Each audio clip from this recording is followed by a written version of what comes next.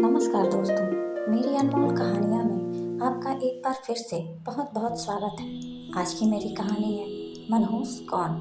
तो चलिए सुनते हैं। एक बार एक गांव में रमैया नामक व्यक्ति रहता था। गांव के सभी लोग उसे मनहूस मानते थे। उनका मानना था कि यदि सुबह उठकर किसी ने सबसे पहले रमैया का चेहरा देख लिया तो उसे पूरे दिन भोजन नसीब नहीं होगा। जब यह बात महाराज कृष्णदेव राय तक पहुंची तो उन्होंने इसकी वास्तविकता जानने का निर्णय लिया। उस रात रमैया को राजमहल बुलाया गया और महाराज के कक्ष के सामने वाले कक्ष में उसके रहने की व्यवस्था की गई। रात भर रमैया उस कक्ष में सोया। अगली सुबह महाराज कृष्णदेव सीधे रमैया के कक्ष में गए और उसका चेहरा देखा।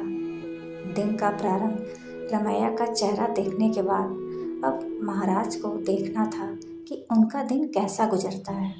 उस दिन दरबार में जाने से पूर्व वे भोजन के लिए बैठे ही थे कि उन्हें तुरंत किसी आवश्यक मंत्रणा हेतु बुलाया गया। वे बिना भोजन किए ही दरबार चले गए। दरबार की कार्यवाही जो प्रारंभ हुई तो देर रात तक चलती ही रही। दरबार की कार्यवाही समाप्त होने तक महाराज कृष्णदेव राय को जोरों की भूख लगाई थी। जब उन्हें भोजन परोसा गया तो उन्होंने देखा कि उनकी थाली पर मक्खी बैठी हुई है। उन्होंने भोजन छोड़ दिया और अपने शयन कक्ष में चले गए। कुछ देर बाद रसोइया जब पुनः भोजन बनाकर लाया तब तक उनकी भूख मर चुकी थी। वे बिना खाए ही सो गए। अब महाराज को विश्वास हो गया कि रमैया मनहूस है। उन्होंने उसे फांसी पर चढ़ा देने का आदेश दिया।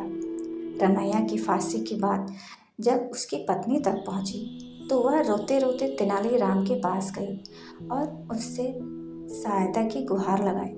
तेनालीराम ने उसे आश्वासन देकर भेज दिया। अगली सुबह जब सैनिक रमैया को फांसी पर लटकाने के लिए ले जा रहे थे तो रास्ते में उनकी भेंट तेनालीराम से हुई।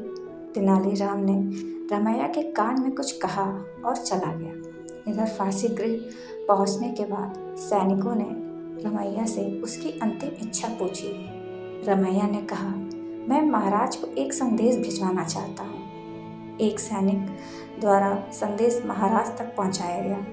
संदेशवाहक संदेश इस प्रकार ले गया, महाराज, सुबह सबसे पहले मेरा चेहरा देखने से किसी को पूरे दिन भोजन नसीब नहीं होता, लेकिन महाराज आपका मुंह देखने पर तो जीवन से हाथ धोना पड़ता है।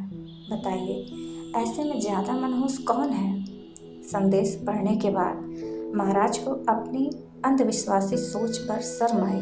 उन्होंने सैनिकों से कहकर रमैया को बुलवाया और पूछा कि उसे ऐसा संदेश भेजने का परामर्श किसने दिया था। रमैया ने तेनालीराम का नाम लिया। महाराज तेनालीराम की बुद्धिमत्ता से बहुत प्रसन्न हुए। उन्होंने रमैया की फांसी की सजा निरस्त कर दी और तेनालीराम को पुरस्कृत किया। इस तरह तेनालीराम की वजह से रमैया के प्राण बच गए। तो दोस्तों, इस कहानी से हमें क्या सीख मिलती है?